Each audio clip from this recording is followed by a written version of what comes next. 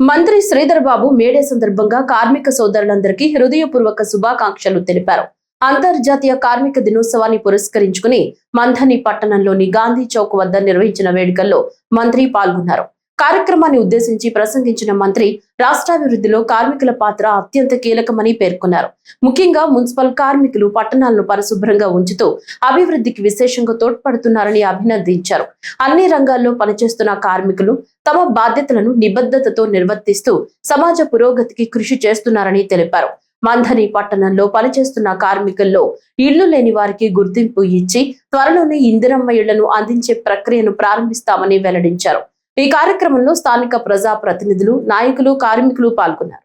సోదరులతో పాటు మంథని మున్సిపల్లో పనిచేస్తూ ఉన్న మా కార్మిక సోదరులు సోదరిమణులందరికీ కూడా హృదయపూర్వకంగా మేడే శుభాకాంక్షలు తెలియజేస్తూ ఈ కార్మిక రోజు మరి మంథని పట్టణానికి సంబంధించి మా సోదరులు చైర్మన్ గారు శ్రీనివాస్ గారు, అదేవిధంగా వైస్ చైర్మన్ సరేందర్ రెడ్డి గారు, కమిషనర్ గారు, మా సోదరులు సిఐటియుకి సంబంధించిన మిత్రులు గణేష్ గారు, సురేష్ గారు, ఇక్కడ ఉన్న మా సీనియర్ కార్మికుడు సోదరుడు గోవింద్ గారు, మా మండల కాంగ్రెస్ అధ్యక్షుడు సోదరులు ప్రసాద్ గారితో పాటు లింగయ్య గారు,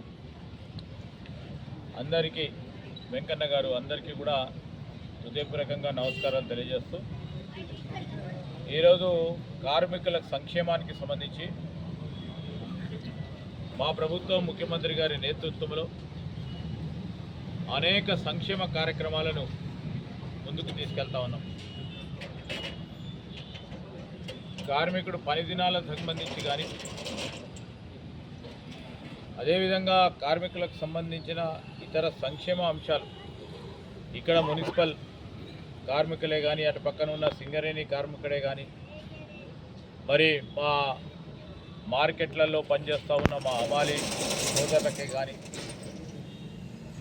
వీరందరూ చాలా కష్టపడి ఈరోజు రాష్ట్ర ఆర్థిక అభివృద్ధిలో వారి వంత పాత్ర వహిస్తూ ఉన్నారు. చాలా సందర్భాల్లో అనుకుంటాం వాణిజ్యం వ్యాపారం చేసేవారే ఆర్థిక వ్యవస్థలో పాత్రధారులని. ఆర్థిక వ్యవస్థలో చాలా పెద్ద ఎత్తున వారి శ్రమను,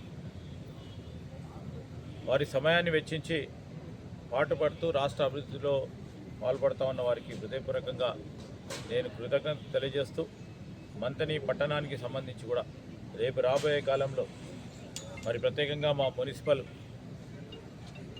పనిచేస్తూ ఉన్న ఇదే గ్రామంలో ఉంటున్న వారికి, కార్మిక సోదరులకి, ఇక్కడున్న మా చైర్మన్ గారు, వైస్ చైర్మన్ గారు, మా కౌన్సిలర్లు, మా మండల కాంగ్రెస్ అధ్యక్షుడు ఆధ్వర్యంలో రేపు రాబోయే కాలంలో నేను అందరూ కూడా చెప్తా ఉన్నాను, ఎవరికైతే ఇల్లు లేవు,